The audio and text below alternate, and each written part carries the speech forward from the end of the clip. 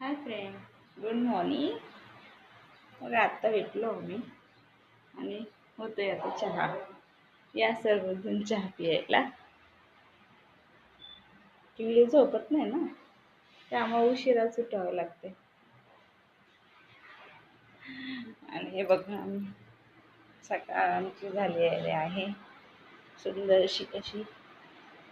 आणि हा पिल्लू माझा बघा कसा बसतो, खाली एकटा राहत नाही, याला घेऊन करावं लागतंच काम.